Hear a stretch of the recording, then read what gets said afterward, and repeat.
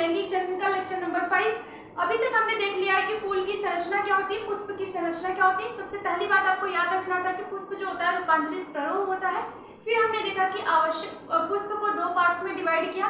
हम एक पार्ट को कहते थे आवश्यक मतलब इसेंशियल अंग, और दूसरे पार्ट को हम कहते थे सहायक फिर एक्सेसरी अंग, है ना।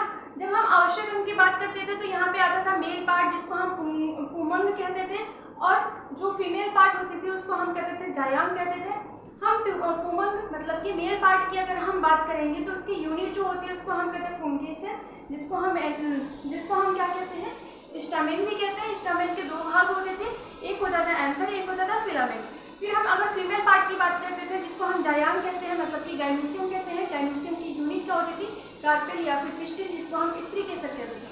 यहाँ पे आपको 3 पार्ट दिखने को मिलते थे, वर्तिका होती थी, फिर वर्तिका जो होता था वर्तिका होती थी, और फिर क्या होता था ओवरी होती थी, अंडाशय होता था, है ना। फिर हमने देखा कि सहायक पार्ट जो होते हैं एक्सेसरी पार्ट होते हैं, वहाँ पे कैलिक्स और कोरोला को में डिवाइड किया। कैलिक्स जो होता है बाह्य दलपुंज होता है जो ग्रीन कलर की संरचना होती है। जब पुष्प जो होती है कली की अवस्था में होती है तो उसको ढकने का काम करता है। फिर हमने पिटल्स की बात की थी, दलपुंज की बात की थी दलपुंज की बात की थी। तो यहाँ पे जब हम दलपुंज की यूनिट की बात करते हैं तो दल होता है या फिर उसको पंखुड़ी कहते हैं। बेटा पंखुड़ी क्या होती है, पिटल्स होती है जो पुष्प को आकर्षक बनाती है ना। इतनी बातें की थी। फिर हमने देखा कि फिर हमने देखा कि एंथर जो होता है, एंथर इसका क्या होता है, यही फर्टाइल पार्ट होता है, और जो फिलामेंट होता है वो किसी काम का नहीं होता है ना, बस वो एंथर को सपोर्ट करने का काम करता है, ठीक है। फिर देखा था बेटा यहाँ पे हमने देखा था जो एंथर होती थी, एंथर की चार वॉल्स होती थी, है ना।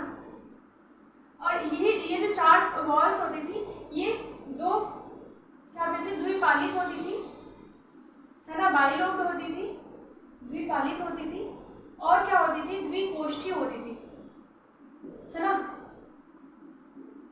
इसका मतलब क्या होता था, द्विपालित का मतलब कि एक ये लोब हो गया, एक ये लोब हो गया। पर द्विकोष्ठी की बात क्या होती है, ये जो पाली है ना इसके अंदर 2 ये क्या है 2 कोष्ठ है ना, ये चीजें देखी थी। फिर हमने एंथर के 4 वॉल्स देखे थे, है ना। पहली वॉल क्या देखी थी, पहली एपिडर्मिस देखी थी। फिर हमने बात की थी एंडोथीसियम की, मध्य परत की। फिर हमने देखा था मिडिल लेयर जिसको हम मध्य परत कहते हैं। फिर लास्ट वाली परत तो होती थी बेटा टैपिडर्म, है ना। सारी चीजें याद है आपको। फिर हमने देखा था कि ये जो एंथर होता है यहाँ पे क्या होती है, यहाँ पे स्पोरोजिनस टिश्यू होता है जिसे हम जहाँ पे लघु बीजाणु धानी भी कहते हैं, ठीक है। इसी को हम आगे चलिए क्या कहते हैं, लघु बीजाणु धानी। यहाँ पे लघु बीजाणु धानी। तो हमने जब लघु बीजाणु धानी की बात की थी तो बेटा इसकी क्या कही थी, जो लघु बीजाणु धानी की जितनी भी कोशिकाएं होती हैं हर एक कोशिका क्या करती है, पॉलिन मदर सेल की तरीके से काम करती है ना। हर एक कोशिका क्या करती है, पॉलिन मदर सेल की तरीके से काम करती है, या फिर इसको कह सकते हैं पॉलिन मातृ कोशिका। ये बातें हमने बताई थी।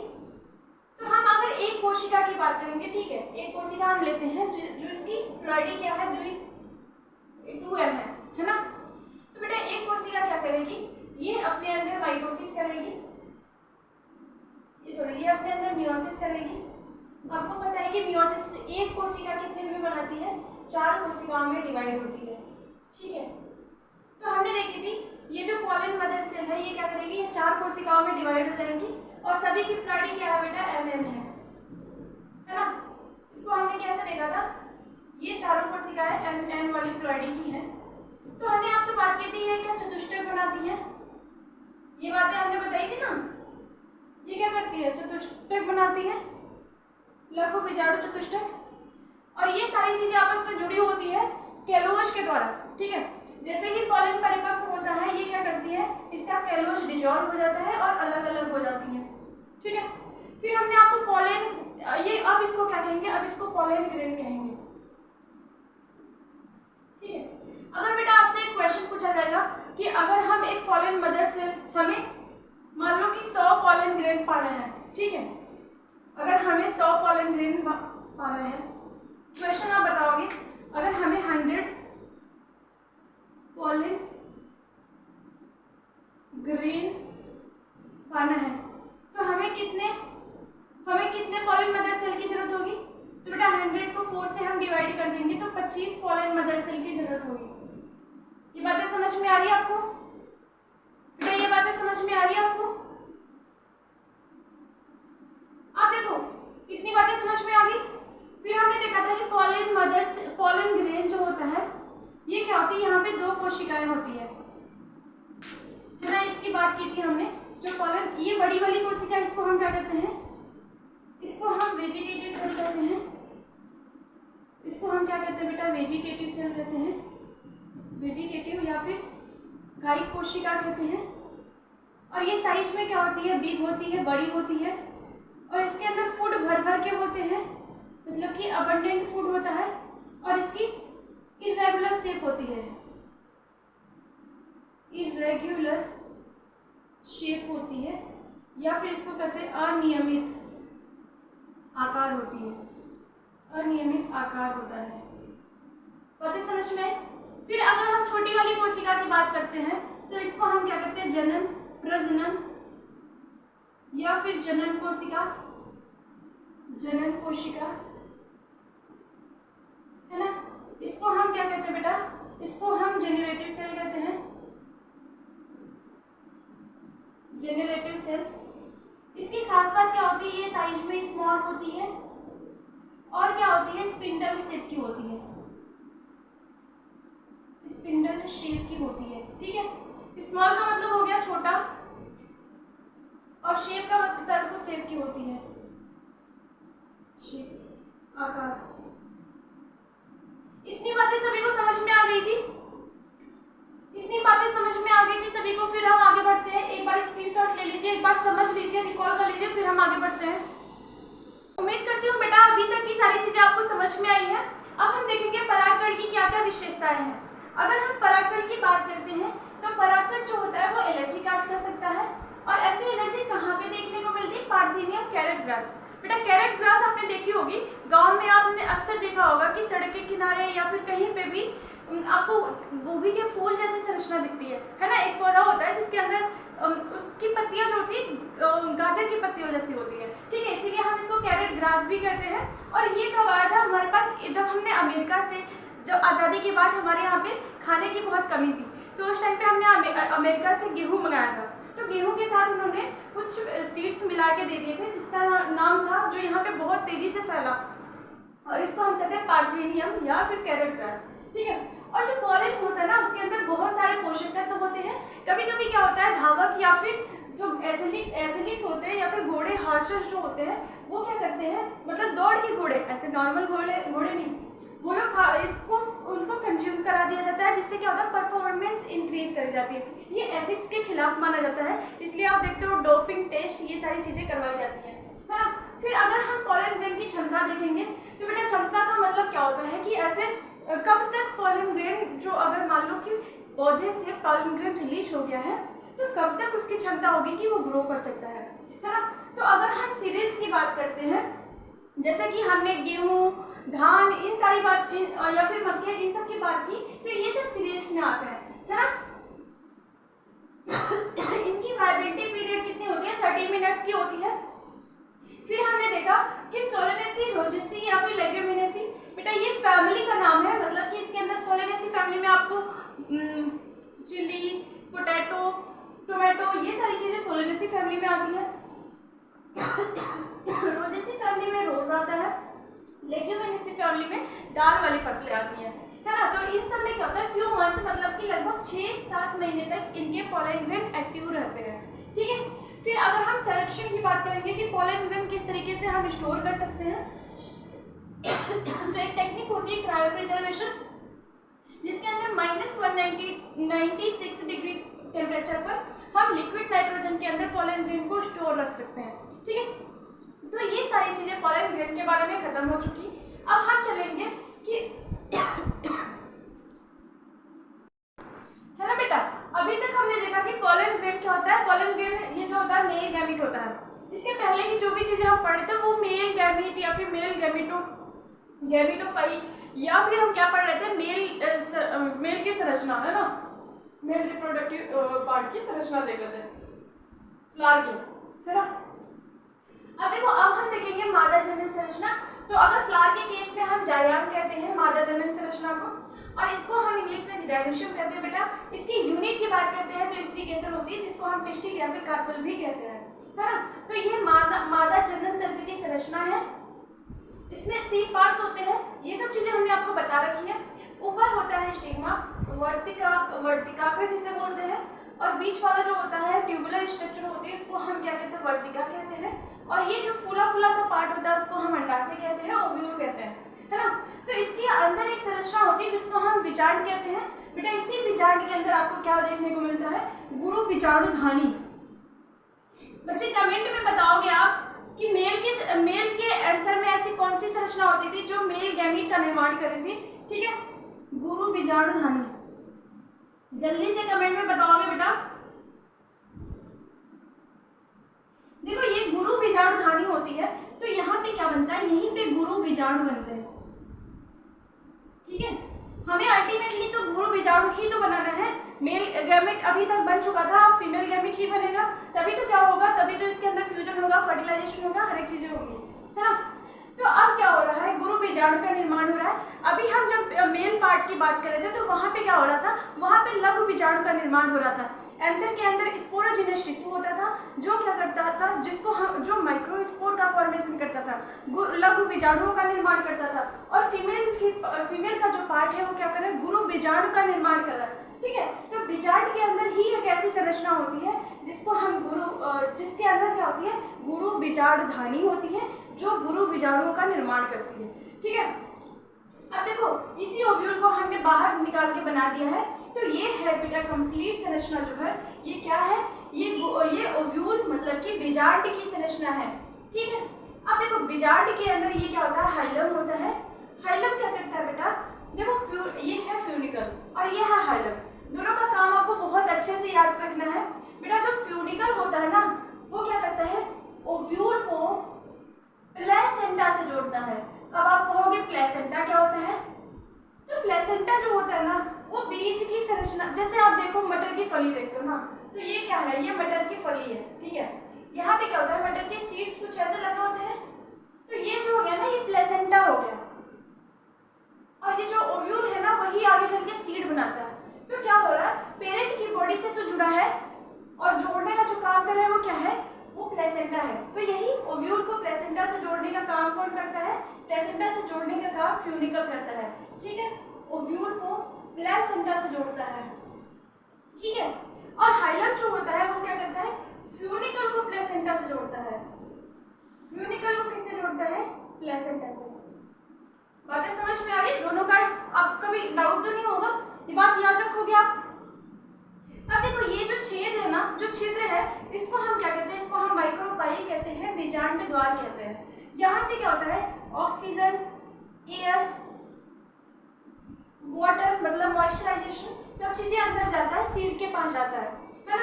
अब देखो बाह्य आवरण, ये जो बाहर का आवरण है इसको हम इंटेगुमेंट भी कहते हैं, ये होता है बाह्य आवरण। और बेटा ये जो होता है इसको हम अंतः आवरण कहते हैं, ठीक है। ये क्या करते हैं, आवरण है तो सुरक्षा प्रदान करेगा, है ना। और ये भ्रूण कोश है, इसी को हम एम्ब्रियो शैक कहते हैं, एम्ब्रियो शैक। अल्टीमेटली हमें बनाना ही एम्ब्रियो शैक को है ना।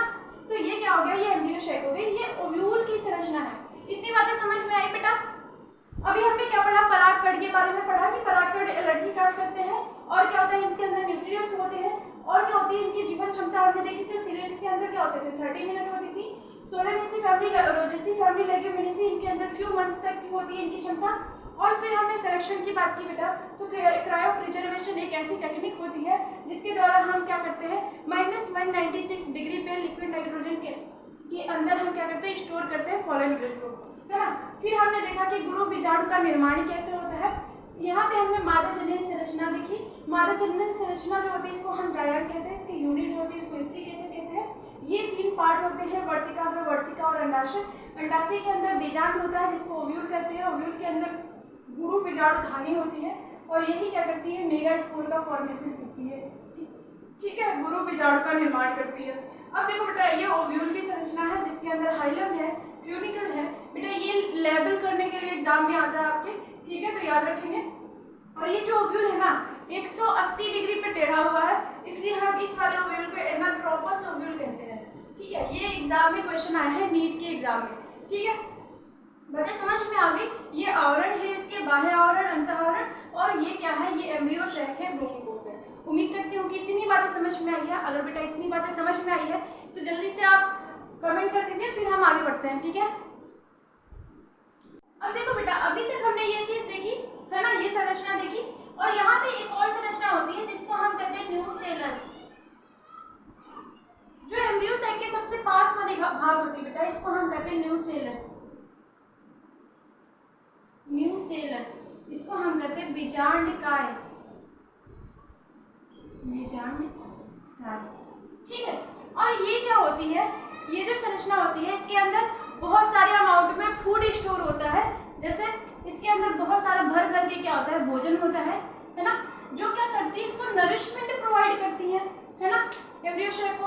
अब देखो क्या होगा बेटा, यही जो बीजांडकाय है ना, जैसे मान लो कि ये न्यूसेलस है, ठीक है। जैसे हम अगर मेल पार्ट पढ़ा रहे थे, माइक्रोस्पोरोजेनेसिस जब बता रहे थे, तो वहां पे हमने कहा स्पोरोजिनस टिश्यू की हर एक कोशिका क्या करती है, हर एक कोशिका डिवाइड करने के लिए रिस्पॉन्सिबल होती है। पर बेटा यहाँ पे क्या होती है, यहाँ पे कोशिका तो यहाँ पे भी बहुत होती है ना, ये सारी कोशिका ही है। पर इसमें क्या होगा, एक कोशिका होगी जिसको बहुत ज्यादा खाना मिलेगा, और ये कोशिका क्या करेगी, यही कोशिका आगे चल के डिवीजन करेगी, और ये किधर होगी बेटा, ये माइक्रोपाइलर इंड की तरफ होगी, बीजांड द्वार की तरफ होगी। ठीक है, अब देखो ये क्या करेगी, ये अपने अंदर डिवीजन करेगी। कैसी डिवीजन करेगी, ये अपने अंदर मियोसिस करेगी और अर्धसूत्री विभाजन करेगी। ठीक है, अब देखो अर्धसूत्री विभाजन में क्या होता है बेटा, अर्धसूत्री विभाजन में 4 कोशिकाएं बनती है ना। हमने देखा है मियोसिस 1 होता है, मियोसिस 2 होता है। मियोसिस 1 में 2 कोशिका बनती है, फिर मियोसिस 2 में वही दोनों फिर से डिवाइड करके 4 कोशिकाएं बनती है। अल्टीमेटली हमें मियोसिस से क्या होती है, 4 कोशिकाएं मिलती है। अब देखो यहाँ पे भी 4 कोशिकाएं मिली है, पर क्या हो जाएगा, 3 कोशिकाएं नष्ट हो जाएंगी। ठीक है, ये तीनों कोशिकाएं नष्ट हो जाएंगी, बचेगा एक ही कोशिका। ठीक है, इसी को हम क्या कहेंगे, मेगास्पोर कहेंगे। मेगास्पोर कहेंगे, क्या कहेंगे, चारों को मेगास्पोर कहेंगे, पर ये 3 नष्ट हो जाएंगी। ठीक है, इसको हम कहेंगे गुरु बीजाणु। ठीक है, क्या कहेंगे, इसको गुरु बीजाणु कहेंगे। अब बेटा क्या होता है, ये जो गुरु बीजाणु है ना, अब इसका क्या होगा, अब हम नेक्स्ट हेडिंग देखेंगे, एम्ब्रियो शैक का फॉर्मेशन। ये देखो, ये अभी तक हो गया कि गुरु बीजाणु धानी क्या होती है ना। गुरु बीजाणु धानी के अंदर क्या हुआ, गुरु बीजाणु का निर्माण हुआ। पर अब हमें अल्टीमेटली क्या बनाना है, ये क्या था, फीमेल गैमेटोभिद था, है ना। बट ये है क्या है, ये फीमेल गैमेट है। एम्ब्रियो शैक क्या है, फीमेल गैमेट है। जैसे पोलन ग्रेन क्या था, पोलन ग्रेन मेल गैमेटोफाइट था, मेल गैमेटोफाइट था, गैमेट नहीं था, गैमेटोफाइट था, मतलब कि घर था जहाँ पे मेल गैमेट बनता है। जब आप देखते थे तो वहाँ पे एक जनरेटिव सेल बनता था, एक वेजिटेटिव सेल बनता था। जनरेटिव सेल के अंदर 2 मेल गैमेट बनते थे, है ना। तो वही चीज यहाँ पे भी हो रहा है। मेगास्पोर अभी क्या है, ये घर है ना, पर इसके अंदर क्या बनेगा, एम्ब्रियो शैक। अब देखो यही क्या करेगा, अभी तो इसके पास क्या है, एक ही न्यूक्लियस है ना। अब यही न्यूक्लियस क्या करेगा, 3 बार 3 फ्री सेंट्रल मतलब स्वतंत्र केंद्र की विभाजन करेगा। ठीक है, और 3 बार स्वतंत्र मतलब 3 फ्री न्यूक्लियर डिवीजन करेगा, है ना बेटा। अब 3 न्यूक्लियर डिवीजन करेगा तो एक से पहले क्या हुआ, 2 बना, फिर ये डिवीजन करे, है ना, फिर ये डिवीजन करेंगे।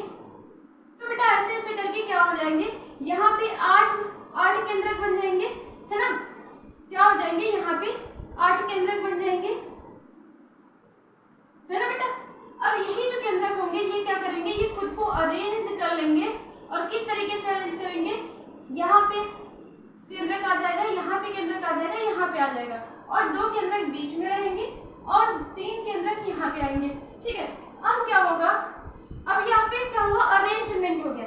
अरेंजमेंट होने के बाद क्या होगा बेटा, इसके चारों तरफ अब कोशिका द्रव्य का भी विभाजन हो जाएगा, और कोशिका द्रव्य के विभाजन के बाद क्या होगी, इसके चारों तरफ कोशिका भित्ति का निर्माण हो जाएगा। ठीक है, बातें समझ में, ये बातें समझ में आई। यहाँ पे क्या हो गया, कोशिका भित्ति का निर्माण हो गया।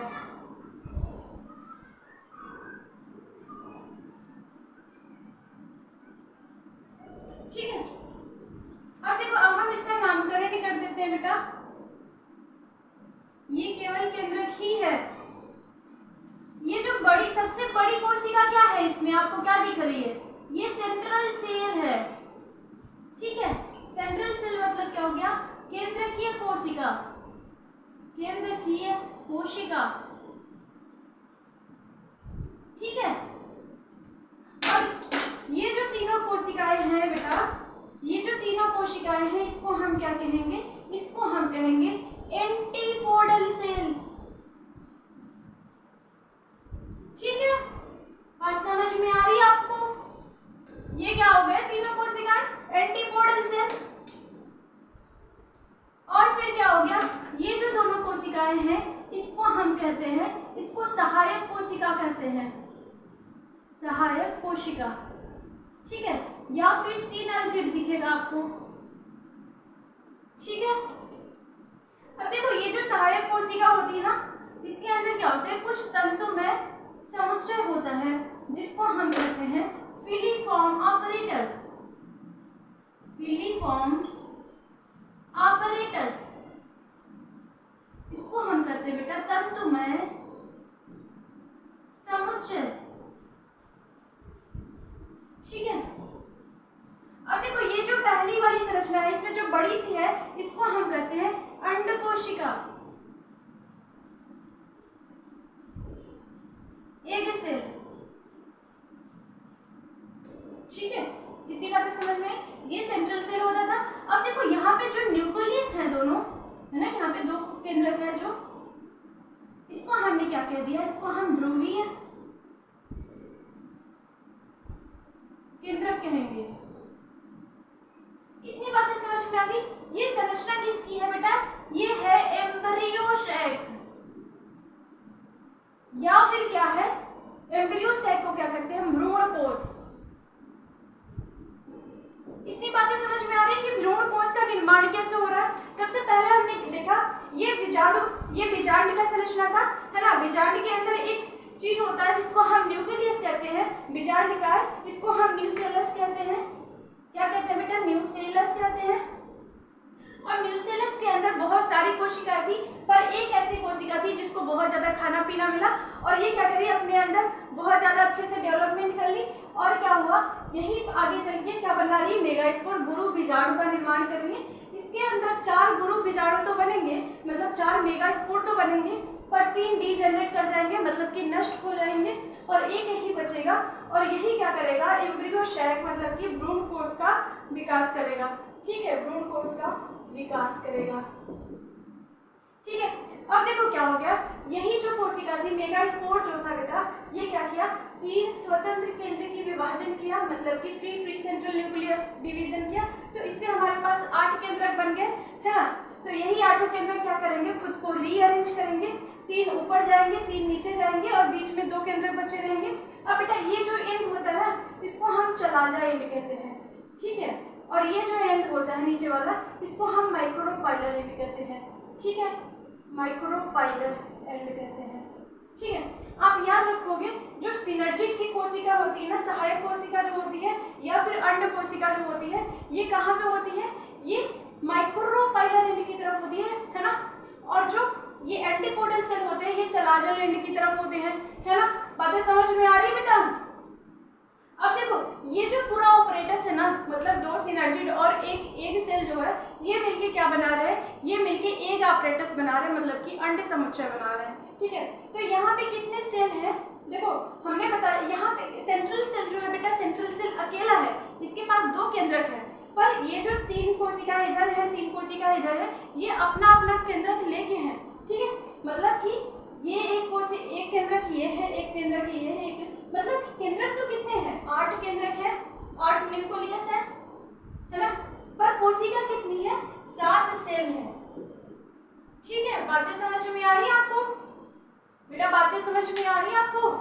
अगर कोई बात करेगा कि एम्ब्रियो शैक के अंदर कितने न्यूक्लियस होते हैं, तो 8 न्यूक्लियस होते हैं, और सेल कितनी होती है, 7 सेल होती है ना। बात समझ में आ गई। अभी तक हमने क्या पढ़ा, अभी तक हमने पढ़ा कि मेगास्पोर मतलब कि गुरु बीजाणु का निर्माण कैसे हो रहा है। तो हमने देखा कि न्यूसेलस की कोशिका मतलब बीजांड निकाय की कोशिका, इसके अंदर बहुत सारी कोशिकाएं हैं, इसमें से एक कोशिका जो कि बहुत ज़्यादा कोशिका द्रव्य कंटेन करेगा, इसका प्रोमिनेंट न्यूक्लियस होगा, मतलब कि अच्छे से न्यूक्लियस बड़ा सा डेवलपमेंट होगा, और यही सेल क्या करेगी, डिवाइड करके चार गुरु बीजाणु का निर्माण करेगी, जिसमें से 3 खत्म हो जाएंगे और एक ही डेवलप करेगा। इसीलिए हम इसको कहते हैं मोनोस्पोरिक डेवलपमेंट। ठीक है, डेवलपमेंट। ठीक है बेटा, और फिर यहाँ पे क्या हो रहा है, ये जो एक बचा था यही क्या कर रहा है, अपने अंदर पहले 3 स्वतंत्र केंद्र की विभाजन किया, अब यही जो तीनों स्वतंत्र केंद्र की विभाजन हुआ, मतलब कि जो इससे क्या हुआ, 8 केंद्रक बन गए हैं, और 8 केंद्रक क्या करेंगे, खुद को अरेंज करेंगे, और खुद को अरेंज करने के बाद यहाँ पे क्या हो जाएगा बेटा, यहाँ पे कोशिका द्रव्य का विभाजन होगा, कोशिका द्रव्य के बाद कोशिका भित्ति बनेगी, कोशिका भित्ति बनने के बाद क्या होगी, कुछ इस तरीके से, इसको हम एम्ब्रियो शैक कहने लगेंगे। और एम्ब्रियो शैक की खास बात होती है, यहाँ पे 8 कोशिकाएं होती, 8 न्यूक्लियस होता है और 7 कोशिकाएं होती हैं। उम्मीद करती हूँ कि आज का लेक्चर आप सभी को समझ में आया होगा। ऐसी ही इंफॉर्मेटिव एंड ऐसी ही वीडियोस देखने के लिए आप हमारे चैनल को सब्सक्राइब करिए, और अगर किसी बच्चे को कोई डाउट आता है तो बेटा आप कमेंट सेक्शन में पूछ सकते हो। ठीक है, और उम्मीद करती हूँ कि सारी चीज़ें आपको समझ में आई होंगी। ठीक है, wish you all the best, अच्छे से पढ़ाई करते रहिए।